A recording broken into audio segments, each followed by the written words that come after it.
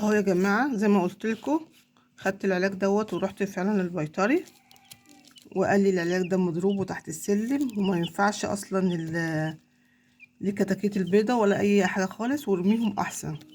فقلت له طب المشكله من ايه؟ طيب الفراخ عملت كده، الكتكوت عمل كده ليه؟ بصوا عمل كده ليه، ايه السبب؟ قال لي طبعا ده عايزين، ده هما طبعا زي ما قلت لكم عايزين ده بردوا من وهم جايين، وطبعا ايه عايزين منشط كبد وغسيل كلوي.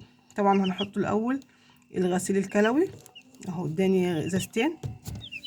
بصوا يا جماعه الازايز دي، الازايز دي هي اللي بقول لكم عليها، اللي انا بقول لكم ان هو البيطري بيجيب ازايز كبيره طبعا بمبلغ طبعا، وما ينفعش ان احنا طبعا عشان احنا بناخده اعداد صغيره، فما ينفعش بيدوا الازايز الصغيره ديت بيعبي منها في ايه، في ازايز طبعا، لان مش هيديك الازازه طبعا الكبيره ب 500 جنيه و600 جنيه على اساس ان انت عندك عدد صغير، لكن هم طبعا بيدوك حاجه معينه، حاجه صغيره بحيث ان انت تشغل العلاج بتاعك يبقى كويس سليم.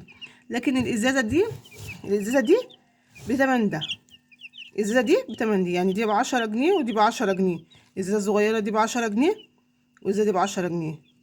ممكن تروح لعند حد تاني برضو بيطري تاني ممكن يديلك دي ب20 جنيه. تمام.